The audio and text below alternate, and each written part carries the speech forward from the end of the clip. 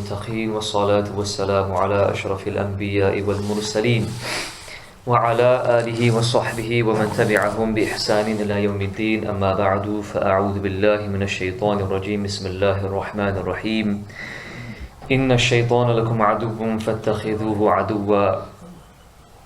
وقال سبحانه وتعالى إن الشيطان كان للإنسان عدوا مبينا. صدق الله العلي العظيم. إن الله وملائكته يصلون على النبي يا أيها الذين آمنوا صلوا عليه وسلموا تسليما.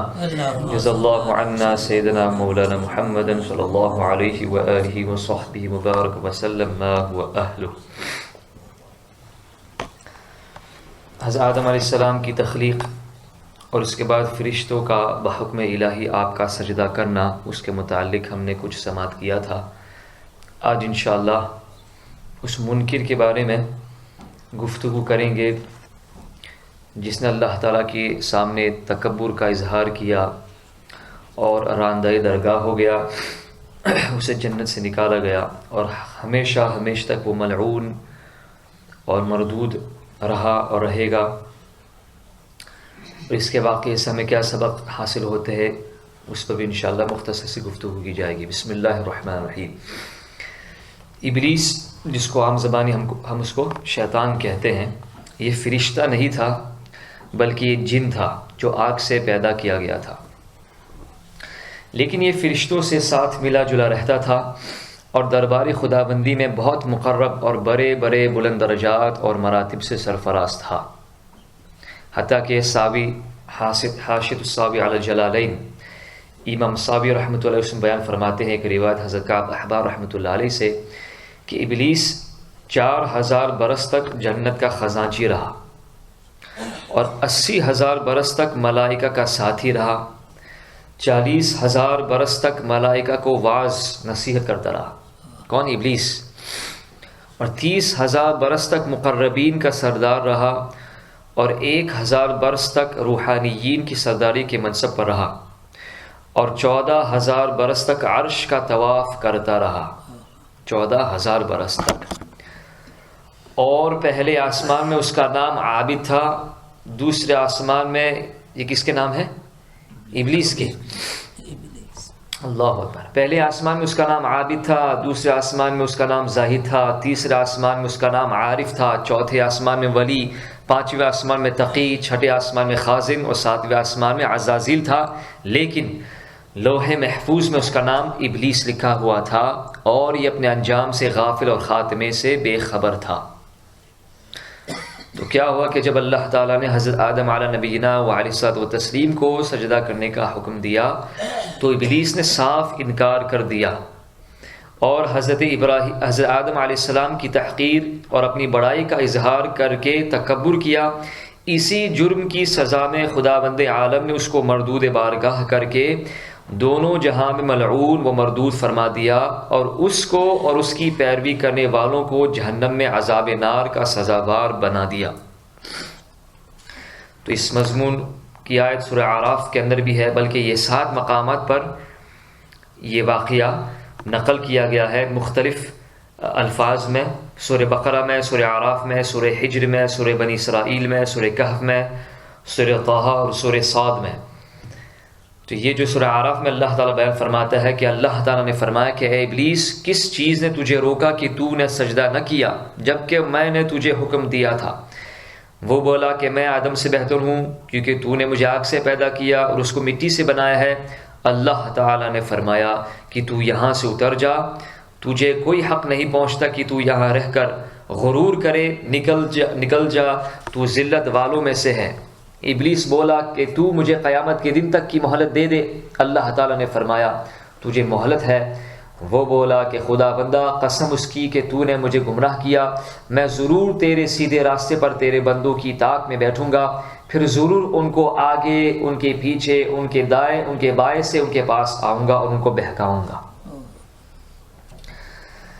تو اس سے کیا ہمیں سبق ملتا ہے؟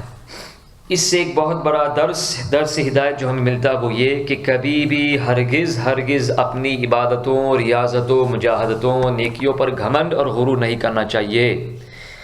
کسی گنہگار کو اپنی مغفرت سے کبھی مایوس نہیں ہونا چاہیے، اور نہ ہی ہمیں کسی گنہگار کو ذلت اور حقارت کی نگاہ سے دیکھنا چاہیے، کیونکہ انجام کیا ہوگا، خاتمہ کیسا ہوگا، وہ عام بندوں کو اس کی خبر نہیں ہوتی، اللہ تعالیٰ کے قبضے قدرت میں ہے۔ نجات اور فلاح کا دار و مدار در حقیقت خاتمہ بالخیر پر ہی ہے۔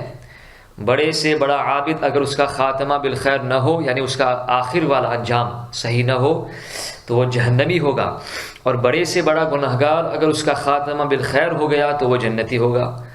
دیکھ لو کہ ابلیس کتنا بڑا عبادت گزار اور کس قدر مقرب بارگاہ تھا، اور کیسے کیسے مراتب و درجات کے شرف سے سرفراز تھا، مگر انجام کیا ہوا کہ اس کی ساری عبادتیں غارت و اکارت ہو گئی، اور وہ دونوں جہاں ملعون ہو کر عذاب جہنم کا حقدار بن گیا، کیونکہ اس کو اپنی عبادتوں اور بلند درجات پر غرور تھا، تکبر کرتا تھا، مگر وہ اپنے انجام اور خاتمے سے بالکل بے خبر تھا۔ مشکات شریف کے اندر یہ روایت موجود ہے کہ نبی کریم صلی اللہ علیہ وسلم ارشاد فرمایا کہ ایک بندہ جہنمیوں جیسا عمل کرتا ہے، اہل جہنم کے اعمال کرتا رہتا ہے، یہاں تک کہ اس کے اور جہنم کے درمیان صرف ایک ہاتھ کا فاصلہ ہوتا ہے، لیکن پھر اس کی تقدیر میں یہ لکھا ہوتا ہے کہ یہ جنتی ہوگا، تو وہ نیکوکار والے عمل، نیکیوں والے عمل کرنے لگتا ہے، تو اللہ تعالیٰ اسے اہل جنت میں شامل فرما دیتا ہے، وہ جنتی ہو جاتا ہے۔ تو اسی لیے کہا گیا ہے انما الاعمال بالخواتیم، عمل کا اعتبار خاتموں پر ہے، یعنی جو اینڈ میں ہوگا وہی اس کا فیصلہ ہوگا۔ دوسرا سبق ہمیں یہ ملتا ہے کہ اس سے یہ بھی معلوم ہوا کہ عالم ہو یا جاہل، متقی ہو یا گنہگار، ہر آدمی کو زندگی بھر شیطان کے وسوسوں سے ہوشیار اور اس کے دغدغوں سے بچے رہنا چاہیے، کیونکہ شیطان نے قسم کھا کر خدا کے حضور میں اعلان کر دیا ہے کہ میں آگے پیچھے دائیں اور بائیں سے وسوسہ ڈال کر تیرے بندوں کو صراط مستقیم سے بہکاتا رہوں گا، اور بہت سے بندوں کو خدا کا شکر گزار ہونے سے روک دوں گا۔ یہی شیطانی وسوسے ہیں جو ہمارا نفس جو ہوتا ہے اس کے ساتھ شیطان کا بڑا تعلق ہوتا ہے، شیطان نے اس کو اپنے ہاتھ میں لیا ہوا ہوتا ہے، اس کے ذریعے شیطان طرح طرح کے وسوسے آدمی میں ڈالتا رہتا ہے، گناہوں کے اوپر اکساتا ہے، ابھارتا ہے، اور طرح طرح کے وہم اور گمان اور طرح طرح کے وسوسے عقیدے کے بارے میں، عمل کے بارے میں ڈالتا رہتا ہے۔ اللہ تعالی ہم سب کو اس کے وسوسوں سے محفوظ و مامون فرمائے۔ تو دوسری بات جو حضرت فرماتے ہیں وہ یہ کہ شیطان نے آگے پیچھے اور دائیں بائیں چار جانبوں سے انسانوں پر حملہ آور ہونے اور وسوسہ ڈالنے کا اعلان کیا۔ اس سے معلوم ہوا کہ کون سی دو جگہ باقی رہ گئی، اوپر اور نیچے، کہ اوپر نیچے ان دو جانبوں سے شیطان انسانوں پر کبھی حملہ آور نہیں ہو سکتا، نہ اوپر اور نیچے کی جانب سے کوئی وسوسہ ڈال سکے گا۔ لہٰذا اگر کوئی انسان متقی پرہیزگار اپنے اوپر یا نیچے کی طرف سے کوئی روشنی، یعنی یہ چیز آپ کو معلوم ہونی چاہیے کہ اگر کوئی بدکار، فاسق و فاجر، گنہگار، کافر کے ساتھ کوئی عقل کو حیران کر دینے والا واقعہ جو عادت کے خلاف ہو، وہ اگر رونما پذیر ہو تو اس کو استدراج کہتے ہیں۔ استدراج یعنی اللہ تعالیٰ بہت جلد اسے ہلاکت میں ڈال دے گا، اللہ تعالیٰ اس کا امتحان لے رہا ہے۔ اور اگر کسی عام مومن کے لیے کوئی ایسا ظاہر ہو خلاف عادت کوئی کام، تو اسے معاونت کہتے ہیں۔ اور اگر کسی با کمال ولی، متقی، پرہیزگار، ایمان و عقیدے میں پختہ، راسخ، ظاہر سی بات ہے وہی ہو سکتا ہے اللہ کا ولی، اگر ان کے ہاتھوں کوئی ایسا کام ظاہر ہو تو اسے کرامت کہتے ہیں۔